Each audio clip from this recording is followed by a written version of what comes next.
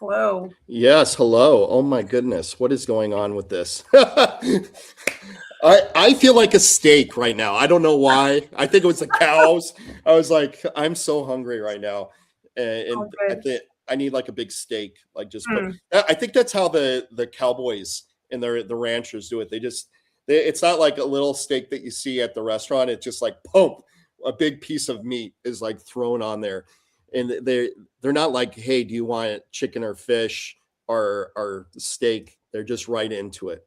So with that, I want to welcome everyone for joining us here for another exciting webinar, powered, of course, by Veteran Social Summit and the Utah Veteran Business Resource Center. And I know Becky's going to go more into that, and also with some of our additional partners, collaborators, and sponsors. But I'm sorry, Becky, I just had to get that out. You're like, good. This is like, I'm just thinking about steak right now, and it's like the wrong place to be, So I'm going to drink my coffee and be quiet now. Go for it. No, you're absolutely in the right place. I'm really excited about this webinar today, because there is a movement that's happening in the nation that is helping veterans get into farming and ranching, and finding those who have the grit, who have the interest, who really want to dive in and learn how to actually become that.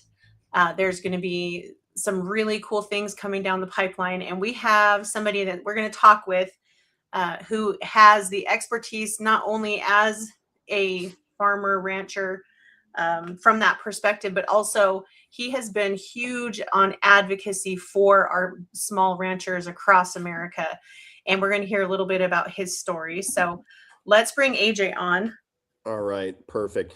And I was going to say, before we kick this off, one thing I was thinking about, I know we talked about this earlier, Becky, is like, is this thing. I was talking recently, I was at Oklahoma State University in Stillwater, Oklahoma, and I had a chance to talk to this PhD that's focused. He's doing his PhD in veteran entrepreneurship. It's amazing. And I was like, whimsically, I go, yeah, veterans are 45% more likely to start a business and become an entrepreneur. And then he quickly corrected me, and it's kind of scary. That number over the last decade has actually dropped between 5 and 10%. So 5 to 10% of veterans are more likely to become entrepreneur. So one of the things, and it's in our title, and AJ, I know this is in him, and in most veterans, a lot of us, especially as entrepreneurs, is grit. This thing. If you've got the grit, you're more likely, and this doesn't matter whether you're a veteran or a civilian or whatever, a human being. If you've got grit, you are more likely to succeed. I watched a TED Talk on this too, Becky. That's absolutely correct. And I don't know why the drop is, other than, maybe it's harder to get funding these days. The funding's kind of dried up. Grants and everything have really dwindled down for businesses. And, if you're lucky enough to be one of the less than 2% of people that get venture capitalist funding, it's true bootstrapping at this point. That is like so tough. I mean, it is a challenge. Not everyone is ready to fail forward on a second, a minute basis, an hourly basis. But this isn't about us, Becky. Yeah. I'm sorry. No, you're This good. isn't about me trying. I'm not monopolizing this, because we need to learn about AJ, who is an Army veteran and served in the Triple Deuce Field Artillery in Salt Lake. AJ, thank you. And we appreciate that you're here. Yeah. Yeah. Thanks for AJ, having me. yeah, it's so great to have, always good to have time with AJ and speaking about things. He came through our Strive program with a cool idea, and he wasn't sure if it was going to work. So AJ, I would love for you to talk about kind of where you started. Let's work through where you've been, and Ryan and I will ask you some questions along the way, and kind of my hope is, what do you wish you would have known before you got started? And what do you think the questions are out there for some of these other veterans out there? We do have live comments that you can make, and we can interact with you on the comments here. So AJ, go ahead, and why don't you tell them about your background as far as AJ, the from the farm founder? Yeah. Well, glad to be here. Definitely agree with the grit that's necessary, because entrepreneurship is not easy, but also the grit kind of brings the grit brings the ability to just keep driving forward. And also there's some sense of purpose inside of that once you start digging in and keep going, because you're constantly striving to move forward, like you guys said. And so, yeah, I started selling beef for my family's ranch in 2019. I grew up in southern Utah, and my family are, 6 generations of ranchers. I'm the city slicker cousin. So, my mom married a guy from town, and he was a contractor. And so that was the life, that we followed. It's just being in town and not doing much directly involved with agriculture. Did the cattle drives and brandings with the family as often as I could. Those are my absolute favorite memories. But always was looking for a way to become a rancher. So my earlier, attempts at careers and so forth after I got home from Iraq was to try to earn enough revenue so that I could go and buy a ranch. Anyway, those things didn't work out. And I'm like, man, instead of just like beating around the bush, trying to do all these other things to get into agriculture, let me just go get into agriculture. So I called my cousin and I said, can I sell beef for your ranch? And he said, yes. So that's how I got started directly involved in ag. We were doing well, building a direct-to-consumer business, had customers on monthly subscription, and then all of a sudden, COVID hit. And we called to get our next round of processing to feed our customers. And they told us, yeah, we can get you in a year and a half. And I was like, what? Because prior to that, we could call and they would say, how many you got? We have 5 ready for processing. Okay, see you next week. I mean, literally, it was within a week or 2, you could get into a processing facility pre-COVID. And now they're telling us a year and a half. And so the fragility of our food system became very apparent to many of us in those first few months or year of COVID. Our store shelves were limited what we could buy. Toilet paper and beef were on everybody's menu, I guess. So it was wild. And so Wow. I started looking into the food system as a whole and what the problems were. And I recognized that, well, it's not just our problem in our town with our ranchers. This is and our processors in our state. This is a nationwide issue, which, people in agriculture have been screaming about this for decades, that consolidation and pressure, political and policy pressure, was killing our family farms and ranches.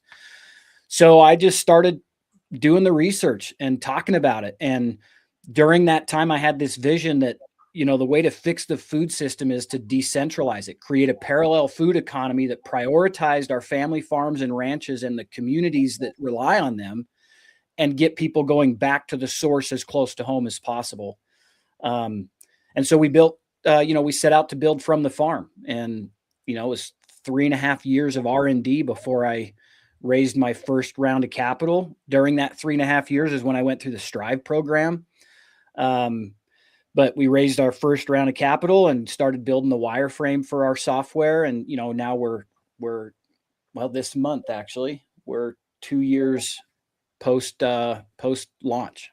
So And what you've done is incredible. Yeah, thank you. with your business. I always watch what you do, and I'm always like, hey, way to go. I'll text you every now and then Yeah. on the big stuff that you do. Talk a little bit about the pushback that you got. We can see your cowboy hats there. I'd love to hear the story behind the tinfoil cowboy hat. Yeah. Ryan, you're muted. Oh man, that we're not going to let AJ get away with this too. But we also got, since you're mentioning the hats, we also got to look at that. Everyone should take a close look. I know it's so small on your screen, but that picture of them holding up that beautiful martini, that martini, and looking like the cowboy version of Ron Burgundy. Yeah. So yeah. At some point, please weave in a little bit about that photo as well. Well, when you're in the military, you end up friends with a lot of characters.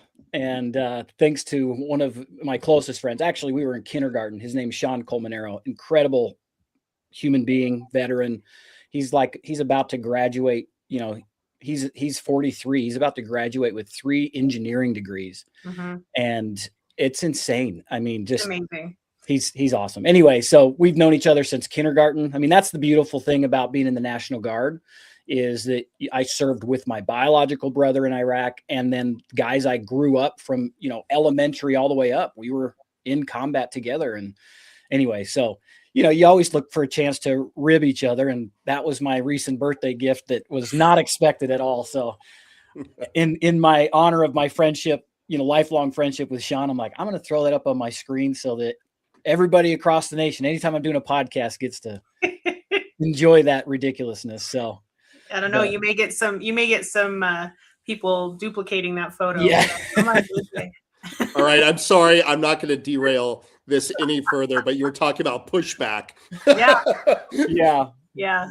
Yeah. Well, I mean, look, in this, if you have something that you're passionate about and you think it really makes a difference for people, is going to make a difference for people, you have to get attention. And this world, the attention span is so short. Used to be that you had 7 seconds to get somebody's attention. And actually in the Strive class, I learned from somebody that taught the marketing section, that on mobile, it's now 1.2 seconds to capture attention. And on desktop, it's like just over 2 seconds. Yep. What can stop the thumb from scrolling? Yep. We scroll over 80 miles. That's 80 right. Miles. Yep. It's insane. And so, listen, I've asked God to guide me on this. This is way too big for me to do. Like, AJ should not be sitting here. AJ shouldn't be in Washington, D.C. AJ shouldn't, as a person, I'm just a guy. And so these opportunities and meetings I'm in is solely because I've asked God to guide me, and you just use me as a tool. And that tinfoil cowboy hat, believe it or not, was a stroke of inspiration, and it stopped people from scrolling at least long enough to hear some of the stuff I was having to say. And that's what helped me gain the attention that I needed to start pushing some of these things to a higher, an audience, a big enough audience that was paying attention and listening. And so the last time I wore that hat on stage was at Charlie Kirk's last turning point that he was alive for. It was in Tampa, Florida. That I was invited to be on a food panel, and wore a tinfoil cowboy hat in front of, hundreds of thousands of people online, and eventually got me connected with folks in Washington.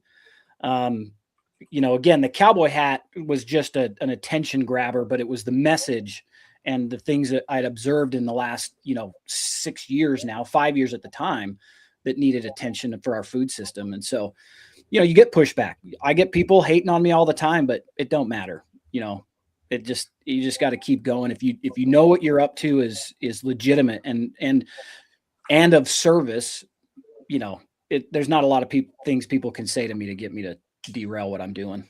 Yeah. I think that, go ahead, Becky. I was just going to say, you bring up an interesting point about marketing, right? The statistic is actually we scroll 86 miles a year on our phone. So if your thumbs are tired, that's why. But that's with an average screen time of like 6.5 hours a day. So with the marketing piece of what you've done from the farm, it's not just from the farm that you're marketing. No. You're marketing. Who else are you? Tell everybody who else you're marketing on your platform. Yeah, it really isn't about from the farm. From the farm. So if you go to fromthefarm.org, we've got 100 farmers and ranchers across 37 states in our nation and growing. That's who we're promoting. We're promoting the individual families that are working to provide food for our communities. And that was sort of what I recognized during COVID was the issue was we've become so segmented and split apart from our food producers that we don't as a society know even where it's coming from. You know, I would venture to say that 99.9% of Americans just buy it from the grocery store and have no clue the source of where it even started. Mm-hmm. You know, all of our food. And that's as living organisms, the thing that we're most responsible for is feeding this meat suit so that we can go out and do the things we've all been called to do. And yet we have no clue about that resource, you know. And if you look at history, food is the linchpin. You know, I read a book in my research, Viktor Frankl's Man's Search for Meaning. Mm-hmm. And he talked, you know, people were like, well, there's so many of you prisoners. Why didn't you just push and fight your captors? Like you could have overwhelmed them. And, you know, I'm recalling the book from a few years ago, but essentially he was like, if you've never been starving to death, then you can't fathom that there's nothing going through your mind other than where's my next meal coming from? Mm-hmm. As you're shoveling your friend's ashes out of the kiln, essentially for what Victor went through, you're not thinking about that. You're thinking, I'm hungry. It's just like it's repeat going through your mind. And so, you know, that's how important this is. And yet we've been totally separated from it. You know, 84 companies control 85% of the meat we consume in America. That is a fragile food system. And we saw it during COVID. And so anyway, so just kind of becoming clear on all of that, we knew we needed to do something to serve our family farms and ranches and put them back at the top of our food chain, making sure we know this is where it starts. We're down to 1.8 million farms nationwide. 86% of those are considered small. And the USDA's ranking of small means they're making $350,000 in gross revenue a year or less. 86% of the people we have left growing our food, that's where they're at. So they're all working off farm jobs, trying to maintain the lifestyle of being a producer and eking out whatever extra they can from that side. But that's such a priority for all of us that they should not be struggling. They should be getting the full retail dollar. We should be promoting our family farms and ranches, selling them out so that there's a need for more people to get back into agriculture so that we can build a stable food system again. Yeah. And part of the issue that we found, I know it's this way in Utah. I'm assuming it's the same elsewhere. We have a lot of farmers and ranchers who were not military connected. Yeah. Right. But they're aging out. Yeah. And their kids know what it's like to be a farmer or rancher. And they're like, I'm out. I don't want to do this. Yep. And so you see a lot of these farms turning over into development and selling into becoming low income housing or whatever. Right. And so preserving, you know, bringing veterans into the mix, because let's talk about something that's a little bit, this might be a little triggering, but suicide rates among farmers and veterans are the highest in the nation. Like those are the two statistics that are the highest, correct? Yep. Okay. So if you have a veteran who needs purpose and a farmer who wants to continue the legacy of his ranch, that seems like a natural fit, right? Yeah. So do you want to talk a little bit about some of those efforts that you've seen? Yeah. We're about to go through the largest transfer of land ownership in recorded history for America. So that's what's happening. Your average farmer is somewhere between 55 and 65 years old. I talk to producers regularly as we, in the policy work that I'm supporting, that tell me that they tell their kids, don't come back. The agencies that we're dealing with are a nightmare. It's not worth it. Go find another job. And that's terrible, right? So, because now we don't have them taking over. But to your point about the suicide rates, what's interesting is, Yes, suicide rates amongst farmers and veterans are some of the highest in the nation of any industry or any group of people. And yet, when veterans get on farms, they actually heal because now they've got a purpose and they're in nature. I read this book called The 3-Day Effect, where they took veterans with PTSD and former sex workers with PTSD, and they did these 2 different studies where they mapped their brains and the activity in their brain, and then they took them out into nature on a whitewater rafting trip for 3 days, 3 or 4 days. And they took this machine with them, and I was listening to the audiobook, and it's almost like a live podcast because you can hear the water behind them. They're dictating what's happening. After 3 days, the areas of their brain that provide balance in their hormonal balance just lit up after 3 days immersed in nature.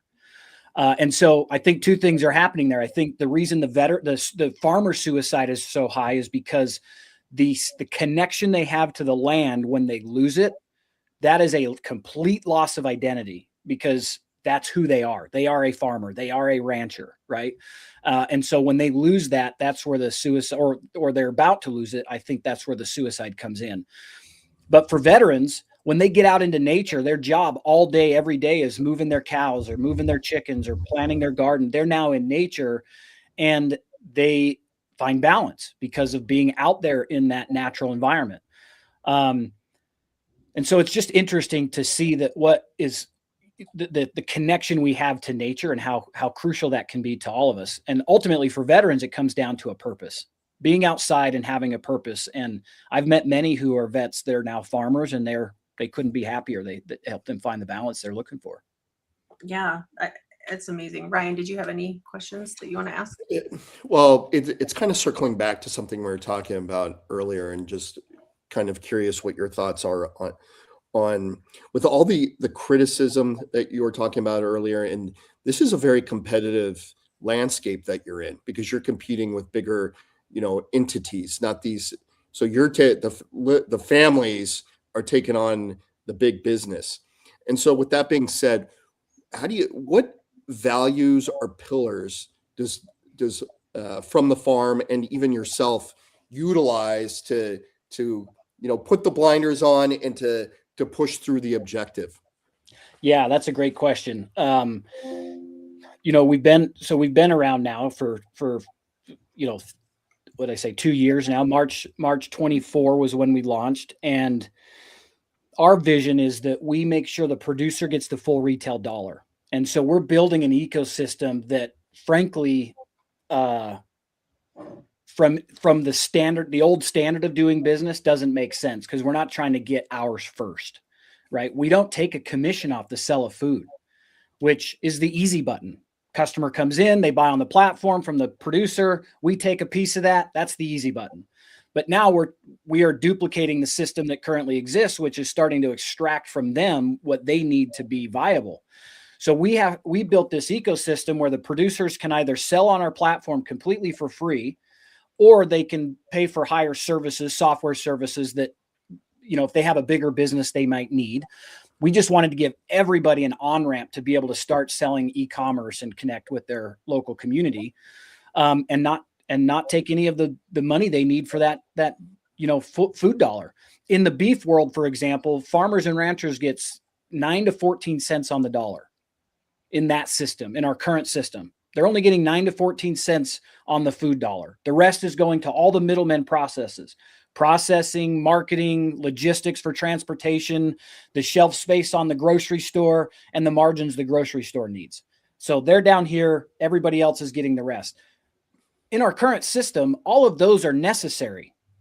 In our current system, you've got to have somebody process it. That's always going to be necessary. But then somebody's got to market it to be able to sell it. Then somebody's got to transport it to where it's being, all of those have to happen in the current system. But we can change that. E-commerce and online business has allowed us to pivot away from that, which is why many companies are making millions and millions of dollars online selling food. But those are white label companies. So they're aggregating maybe a little better price for the rancher, but they're still selling it under one label that they're not the ones producing the food. So we're trying to change all of that and say, no, 100% of your food dollar should be to the farmers and ranchers if we're going to build a new system. And so that's what we do. Now, our challenge is we have to find ways to bring revenue in from the ecosystem as a whole. We call ourselves a hub and spoke, model. The hub is where the consumer and the producer meet. Our goal is to find all of those spokes that connect to that hub where we can earn a slight commission, but we're also aggregating and bringing down prices. So for example, 100 producers, we go to a packaging manufacturer, corrugated boxes and insulation and gel packs. That's all required to ship food from farm to plate.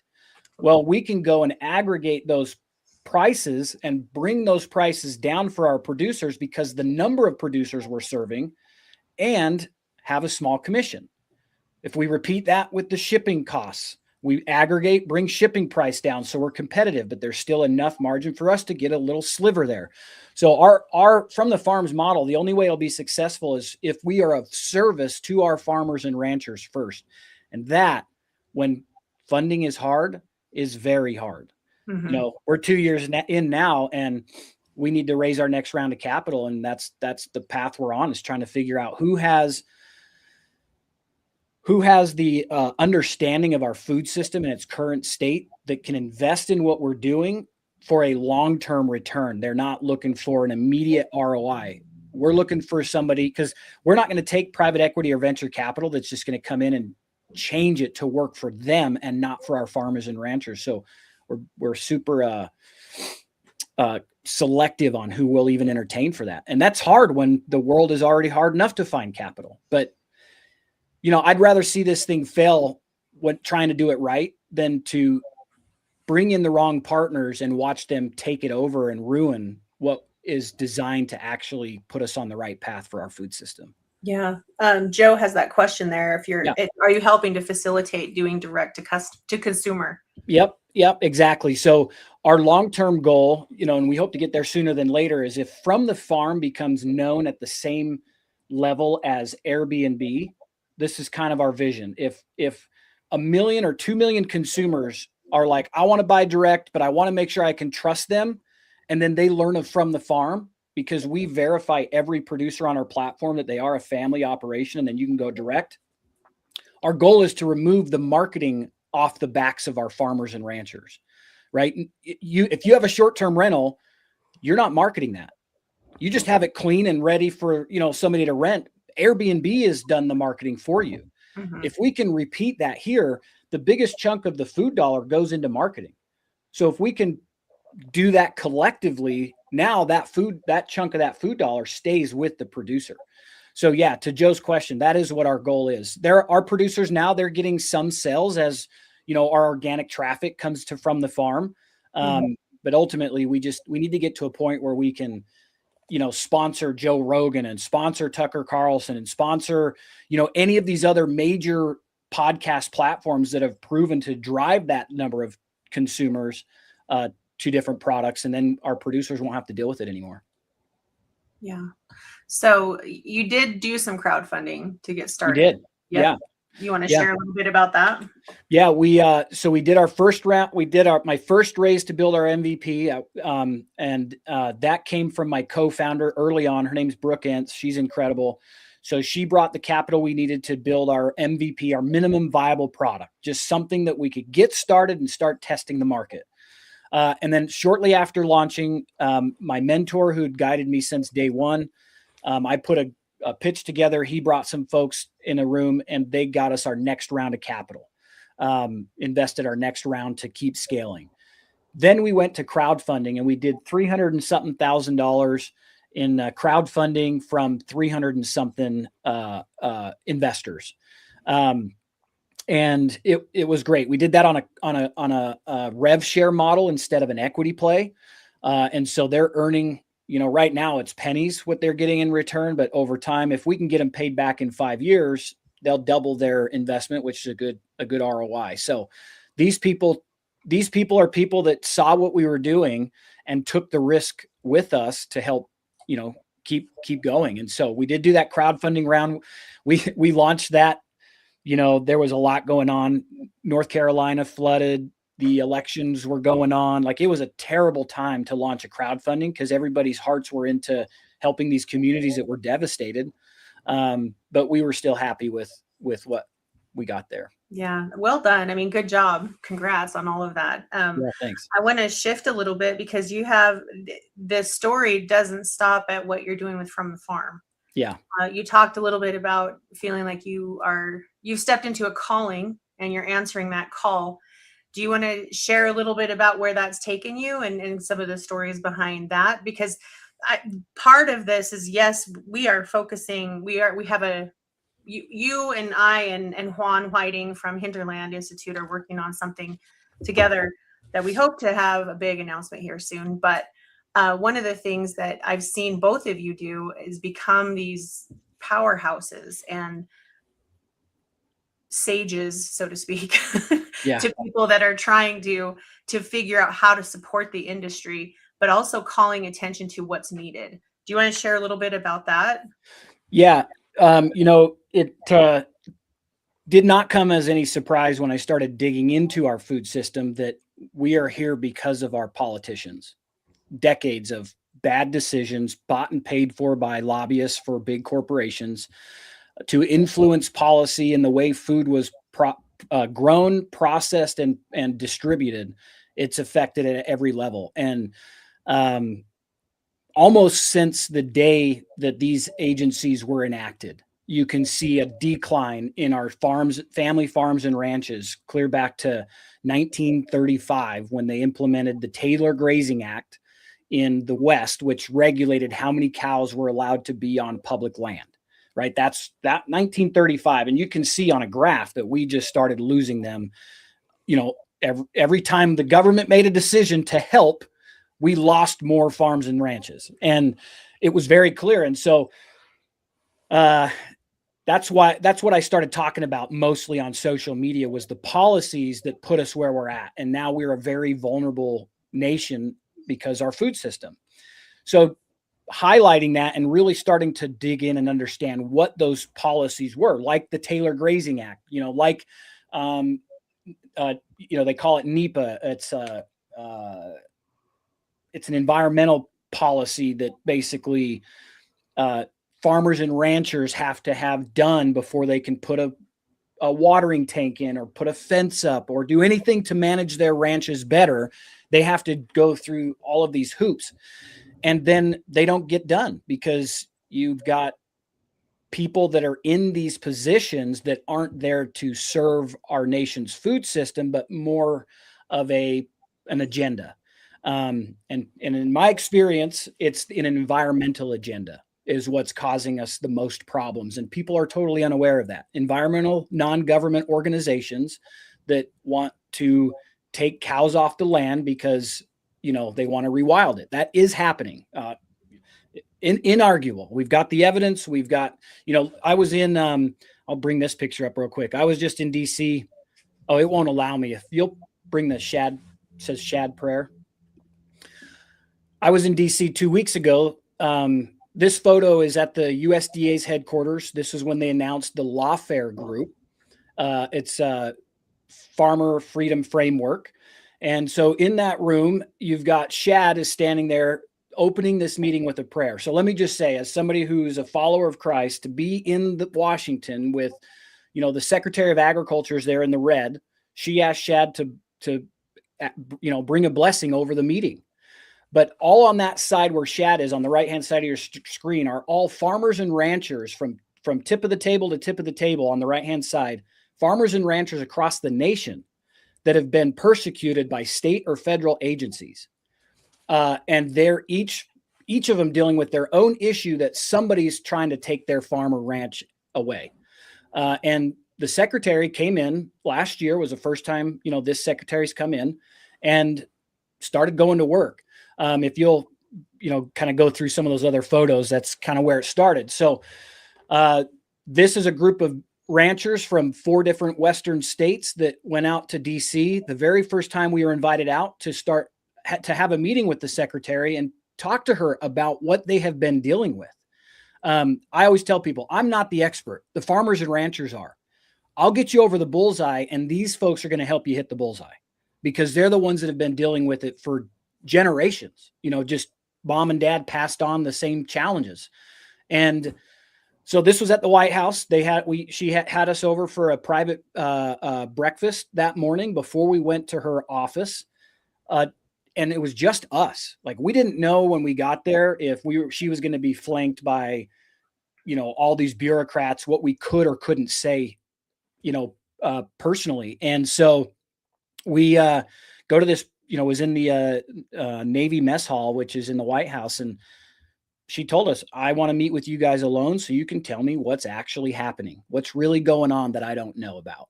And that was kind of the first sign for all of us that we've got somebody now leading our USDA that we've never had before. Legitimately, she's the best Secretary of Agriculture we've ever had, because she's listening to the independent ranchers and farmers, not the lobbyists or trade organizations. And so that's kind of the work we got into. And really why I got into it is I'm like, what good is it to have an ecosystem to connect consumers and producers if they're not allowed to even sell to you because of policies that prevent that, right? I live in Wyoming, Cody, Wyoming. We have one of the best food sovereignty rules in the entire country. We basically in Wyoming have this rule that I'm a consenting adult. If Becky's making sourdough bread out of her kitchen, I can buy it from her because I'm a consenting adult. I can choose, right? And so pretty much anything produced for food in Wyoming is allowed to be sold to your neighbors here. And I think it should be that way across the nation. We're still a long way off from that, depending on what state you're in and who's running it. But that's really what we're working towards, is food sovereignty. So, and I'll just say this real quick too. I heard somebody say it once. The difference between food sovereignty and food security is having something to put in your stomach and not starve to death. It could be lab grown meat. That would be considered food security. But food sovereignty is my right to choose what I want to eat, and I have access to it. Not being forced something that's only available because it's all that's left, but the right to choose what I want to eat. Meat, raw dairy, locally produced breads, whatever that looks like, I should get to choose as an adult. You're on mute, Becky. Sorry, I was asking, like, did you ever imagine you'd have that voice? Did you ever imagine you'd have that platform? No. And yeah, I definitely didn't. And I'm extremely humbled and also respectful of why I do. It's not me. There's a lot of responsibility with that because I can open my mouth and say something stupid, and I've done that before. You learn, be very cautious of what you're backing or what you're saying unless you've done the research yourself. Because there's so many. I mean, I tell people, look, there are plenty of hills to die on. Pick one and stand shoulder to shoulder with somebody because there's a lot going on, and so I get all kinds of people reaching out like, help me with this. But I don't have the time to dive into the details of all those because our food system itself is so challenging. And sometimes I'll be like, yeah, cool, you must be doing the research, and I'll share it and back it. And then all of a sudden I get hammered with like the things I didn't know because I wasn't studying it. So you have to be very responsible for your reach, and then the other side too, just from the algorithm side, like that's what I've built with my social is currency in a sense. There's value to that. And if you don't understand, and this is more like, I guess, coaching or business tips for people listening, your algorithm knows and helps based on your message.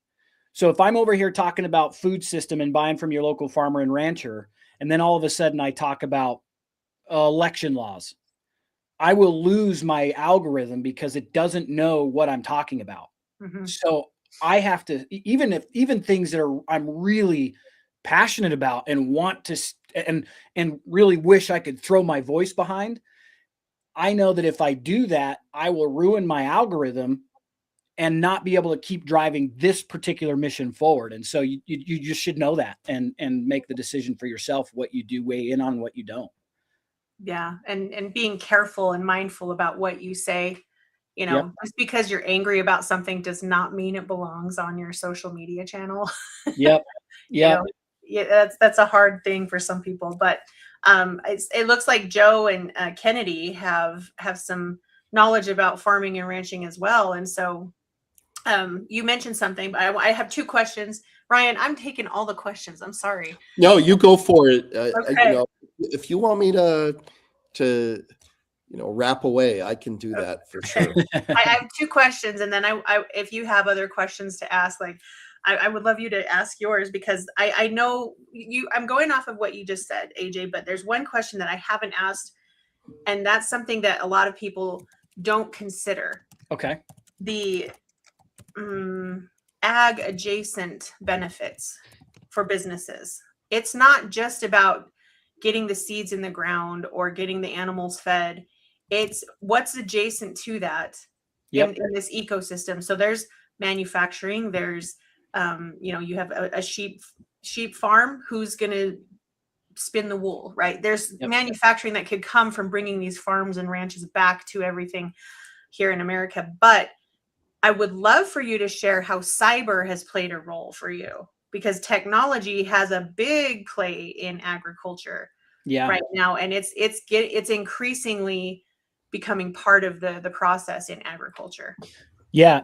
We wouldn't be able to consider an alternative marketplace if technology didn't evolve like it has. In fact, when this vision first came to me, I was driving down the road and there was empty store, the news was talking about empty store shelves, and I see fat cows in the field. And I'm like, well, everybody in the city's freaking out because there's no beef, but my cousin's got a bunch of beef in the field that are ready to go, and they just don't know how to find each other anymore. We've been segmented.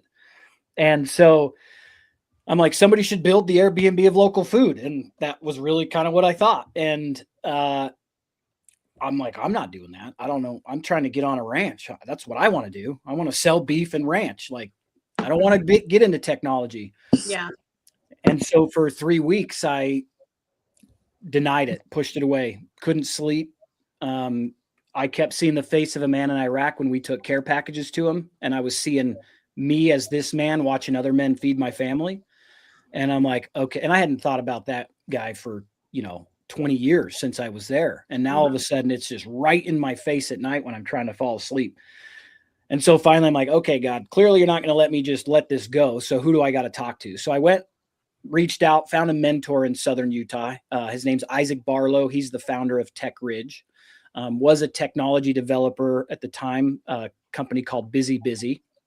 And I told him the idea, and he goes, look, the last thing I would ever get into as a startup again is software, because only 1 in 2,000 make it. So if you're going to do this, you better know for sure that there's a need and that you have the path to it. So you do the research. And so, but it all came down to technology. So I did. I spent 3.5 years starting different direct-to-consumer businesses. I even found myself, what moved us to Cody, Wyoming was in the pursuit of understanding what I was trying to build more. I ended up running a USDA slaughterhouse in Cody. And if you would have told me that in April of 2020, I would have quit then. I would have not had the confidence that, God was guiding me. I'd be like, oh, you're trying to bury me.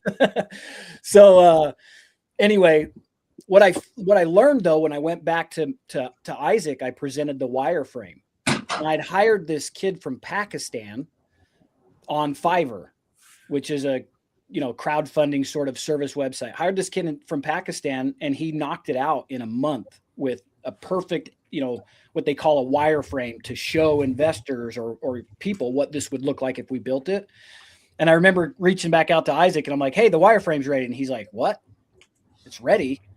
And I'm like, yeah. So we get on the call and I go through it, and he goes, man, in 2011, when I built the wireframe for Busy, it cost me $25,000 and 12 months of development just to build the wireframe, because technology then hadn't advanced to where you could like drag and drop on a software called Figma and lay out what it was going to look like. They literally had to code every line of a wireframe just to show what it might look like. And we knocked this out right away. So I think the advancement of technology will allow us to rapidly advance what we're offering without the capital resources necessary that, early on others had to deal with because of Yeah. Yeah. I think we have Daniel on for a question really quick. Yeah. Thanks for breaking the trend of my questioning. Yeah, Okay. let's go, Daniel. All right. So, as a veteran and as a fellow Christian, how can we go over and support you and support the farmers? Because we are typically the shoppers. I mean, I might have a commissary job in a few short weeks. So, I understand some of the grocery world and everything else, but how do we bring that support back? But with also helping to empower people's dreams, because you're right, a lot of people, like you said in your talk, wanted to leave the family farm world, but we're losing a lot of our health, wellness benefits, and also opportunities. So how can we go over and help you in that balance? Yeah, thank you. I really appreciate that question. Go to the website and buy from those farmers. There's nothing that makes me more happy than to log in the morning and see who has supported our family farms and ranches. Like, it really just, like I said, we still have a long way to go before From the Farm benefits from that financially. But, farmers and producers have been taken advantage of for so long that my biggest fear is letting them down after I commit to serving them, right? Because I don't want to do that. That's happened too many times before. So even just getting them in the door now, it comes with this feeling of like, sure, we've heard it all before, but we'll give it a shot. So when a customer goes on there and buys from them, that's the greatest feeling for me. That is real support. Consumers don't realize that our food dollars is what shifts markets, right? Like 2 weeks ago or last week, the executive order to protect glyphosate was this massive blow up in the food on the internet. If you're in the food world at all, even if you're not, it was so talked about. You probably saw it on your feed. Well, the reality is the producers using that are using it because they're dependent, because that's where the system took them. If we want them to shift to regenerative agriculture, which I've spent a lot of time and energy researching and studying that. I've even got a desert regeneration project that I'm part of in Utah, in the Escalante Desert. So I'm all in on that. But the reality is this: if the consumer demand isn't there for those products when they make the shift, they can't. They won't be able to afford the transition. They won't have the market signal that says, hey, this is what I want. So when you go direct and support them directly, you're putting that retail dollar in their pocket, which is the absolute best thing they could ever have. And depending on what you're buying, you start helping them understand, like, oh, if I do more of this, if I'm not using glyphosate on my, crops, or if I'm not feeding my livestock hormones and, growth hormones and whatever else, then the producer will shift their practices because that's what you, the consumer, wants. So yeah, I'm really appreciative of that question, Daniel. That would be very helpful. Yeah. So I guess a sub question with that is that for twofold, for the veterans and for the patriots going supporting the veterans that are active duty, the delivery wise, how are they going to receive it? And secondarily, what are the price comparisons in that particular guard? I'll share an example that hit me yesterday. One of my friends I've had for like a year and a half, we produce books and other things. He's like, there's no way I could afford X amount on a pre-buy book and everything else. So he was so psychologically bound, even though I've known him for 3 years, he wouldn't purchase the book. So I think a lot of people have that consumer hesitancy if you're going to go purchase something. So is it competitive, and can it ship to our troops if our troops are ordering it? Yeah, great question. If they are, if the troops are in the U.S., they can still get their deliveries. If they're out of the country, that's obviously not going to be possible at this moment. But to your point of the affordability and the comparison, there's a lot of consumer education that has to be done here, because the reality is, probably in our house, and it took us a long time to get here, we're about 80% of our food is sourced from people we know, whether it's online or locally where we live. All of our food, as much of our food as possible, comes from people we know. Now, I'm in Cody, Wyoming. Vegetables are hard to find in the winter in Cody, Wyoming. So that's where we kind of have to go back into the commodity system. But here's what we learned. Our costs actually were not much higher at all. I mean, they were so meaningless in terms of, in comparison to the nutritional value that we got out of our food, that it was totally worth it to do it that way. But people don't prep anymore. They don't cook. And the reason it's not much more money is because when my wife cooks dinner, we always have leftovers. Mm-hmm. If you grew up in a household that your mom or your dad cooked, you probably had leftovers. Now, as kids, you probably hated leftovers. But the reality is your family got 2 meals out of the purchase of one. And because of the high quality nutritional value, your body's the satiation that your body needs gets triggered sooner. So you're not eating as much as you would if they were high processed foods. And so it's actually not as bad as people think. Now, what I recommend is following what we call behavioral change science. I used to teach this when I owned a CrossFit gym and a sports entertainment company, getting people's psychology to transition. So what I tell people is, just like I did helping people, get rid of bad habits in the gym, it's the same thing that applies with your food. Pick one item in your refrigerator, freezer, or pantry, just one, and find a local source to replace that with. And do that until it becomes habit. I'm buying my beef from this producer. Now this is so easy that if that producer isn't available, I can make the change and I'm not freaking out because I've now learned how to do that. Just start there until that becomes a habit. And then when it does, pick the next item and then the next item. And then eventually you'll have replaced everything in your pantry and your refrigerator with locally sourced food, and you'll learn what the economics are, and it'll make a huge difference for your family. All right. I think we have one more question from Christy. If you're there and ready to shoot.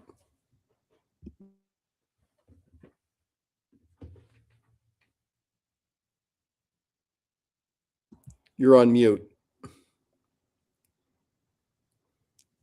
Hi, Christy.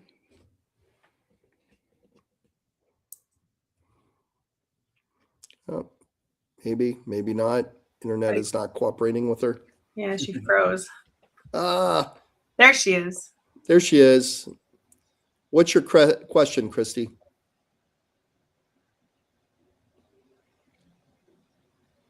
You're on. We can't hear you. She's not on mute, but we can't hear her. Dang it. Oh, no. You need a voice. We still don't got you. Dang it. Do you want to drop your question in the chat, in the comments? We can see the comments when you make them. We still can't hear you, unfortunately. It's probably connecting to your earbuds if you have them. Well, definitely drop your question in the comments, Christy, and we'll try to answer them. Until then, though, let's pivot a little bit. We have about 8 minutes remaining.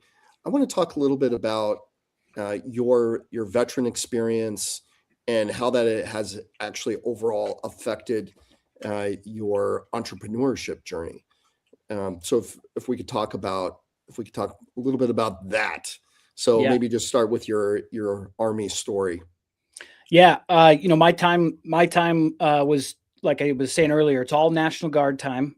So grateful for that experience, to have both a civilian life and be involved in, military service and then eventually combat. Our deployment was, we deployed twice. First time we ended up not going overseas. We thought we were going, but when we did finally go overseas, we were deployed for 1.5 years, 6 months stateside, and a year, on the other side of the ocean. But, the challenge in National Guard is that everybody in our unit had jobs and careers. And so you can't put those on hold for 1.5 years and come back to the same business. Like many of the guys had construction companies and those just were done. I think some of their wives tried to run them as long as they could, but that was short-lived. So, but really the biggest lesson learned, or the biggest impact, is the fact that there are very few places left in our society for rites of passage, especially for young men. I heard this from somebody a long time ago, that that for men, the rite of passage has to be, is very distinct. You have to be tested, right? Military service, going on a mission, joining the Peace Corps, somewhere where you have to leave the nest. Mom and dad's not there to rescue you anymore. And you got to figure out how to be your own person. And hopefully the wisdom and the knowledge and the skills that your father or whoever raised you with can then be tested and expressed in those environments. So just the fact that I left home, even basic training alone in the right mindset, will help a young person evolve, right? It really builds a lot of personal character if you approach it for that reason. But as we started out this whole conversation, resilience. When you're driving, I remember driving away on the bus, leaving our family to leave and start counting the days. You know, anybody in the military knows you don't do that. When you start saying like 18 months and you start counting the days, you're not going to make it. You know, same thing they tell you when you go into basic training or your specialty training, left foot, right foot. If you're thinking about, you know, if you just start a 12-mile road march and you're thinking about 12 miles, you're going to fall out. But if you're thinking, oh, let me get to that tree. Okay, now I'm going to get to that next tree. Okay, now I'm going to get to the next tree, right? That's where the grit builds, because you're suffering from tree to tree, but you're digging down deep in your soul, in your physical body to say, I can get to the next tree. And then you get there and you're like, okay, now I'm just going to the next tree. That's where grit and resilience comes from. It builds that in you. And so when I'm driving away and I'm thinking, holy crap, I'm going to be away from my wife and child for 365 days.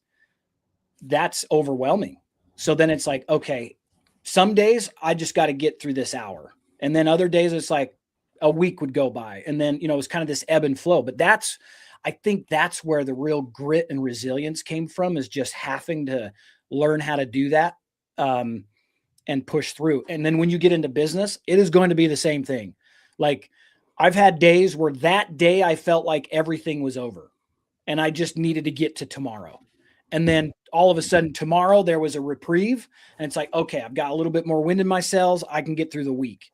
And that is what entrepreneurship will be like. And when you associate that back to what you go through in the military, it starts connecting dots. Perfect. And Chrissy's question was, what led you to read Man's Search for Meaning? She comments that it's a very transformational read. Yeah, I spent a lot of time in my previous career in self-development and personal development and coaching people.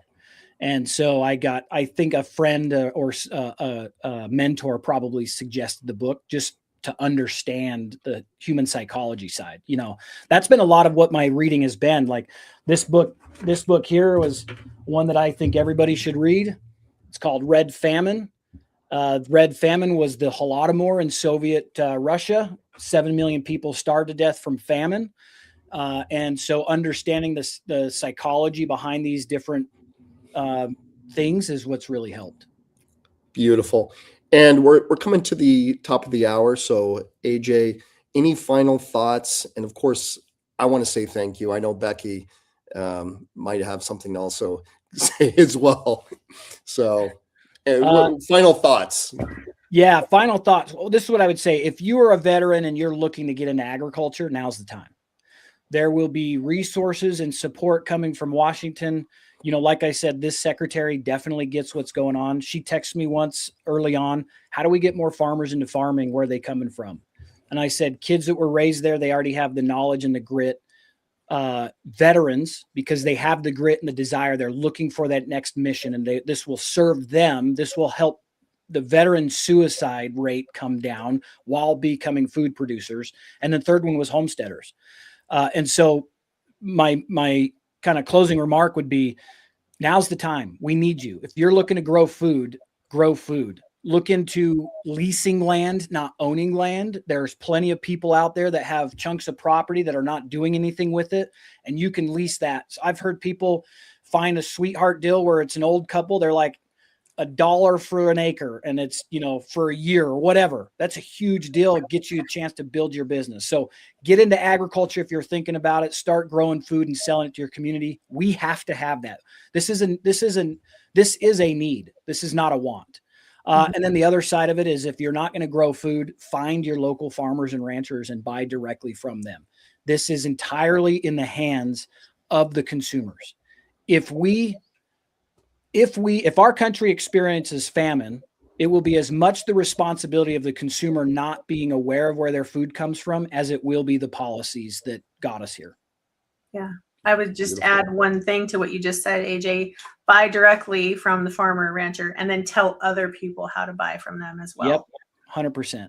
Yeah, that's amazing. Like, I was really excited about this conversation because we've been working on a lot of different things, and it's been fun to see you and Juan come through the Strive program and kind of build off of what you've used to build what you have and what now other people have access to. So thank you for what you're doing.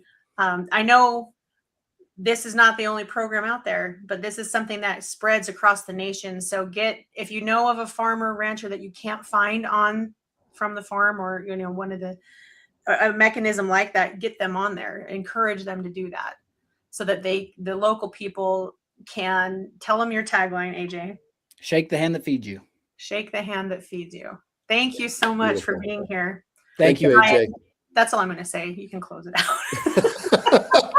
Oh, don't do that to us. So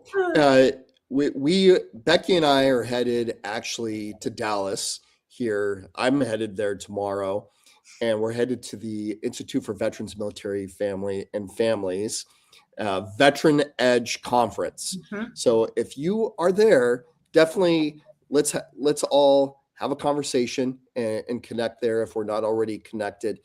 And very excited about that. It's an epic value-adding event. And of course, with that, I have to tell you that Veteran Social Summit is returning virtually on 9 and 10 September. So we're just a few short months, like 6 months away in about a week from the event. And I am about to open up the speaker call. Actually, I've reached out to a few people already that are really dynamic individuals going to be joining us on stage. And aside from that, Becky, is there anything else that we can, share? Well, with your permission, sir, I'd like to share yours and my LinkedIn pages for anybody that wants to connect with us. For sure. I think that would be good. So I'm going to drop. Do we have anybody that we need to? I mean, I'm thankful for you and for the Utah Veteran Business Resource Center, but is there anyone else that we need to? Sorry. Aside from AJ being so awesome. Yeah, no, we stand on shoulders that have built what we have today. I am the third director of this Veteran Business Resource Center. We're funded through our Department of Veterans and Military Affairs for the state of Utah. And we're housed here at Salt Lake Community College, where we have a lot of support in our state to help us with our veteran entrepreneurs in the states. If you are curious about getting into business, or you would like to talk with somebody, get connected with one of us. We can get you to your local VBOC, Veteran Business Outreach Centers. There's 33 of those across the nation, and there are thousands of small business development centers as well. We work really closely with our local VBOC out of Big Sky, Montana, and we're really excited to see a lot of this support come to our entrepreneurs. For those folks that are taking those steps forward, you just need to know there's a wealth of knowledge out there for you, and there's a lot of people who are willing to help. Institute for Veterans and Military Families, they have a lot of programs as well, not just in the entrepreneurship space. There's 5 different categories that they cover, including public policy. You can learn about that. They have Onward to Opportunity to help you get certified with a certificate that you need in a lot of cyberspace. We stand on a lot of shoulders that we're incredibly grateful for. And I'm so thankful for you, Ryan, for joining me on these crazy journeys and these ideas of let's just have a conversation. So thank you for that. It's beautiful. And with that, we all of us, the veteran community, we need to unite. We need to grow, amplify, and elevate all of us so that we could take this 5 to 10%, more likely up to 99%. Entrepreneurship's not for everybody, But on that, have a good day, everyone. Be blessed out there and be safe, and take care. Yeah. Thank you so Bye, much. Becky. Bye, AJ.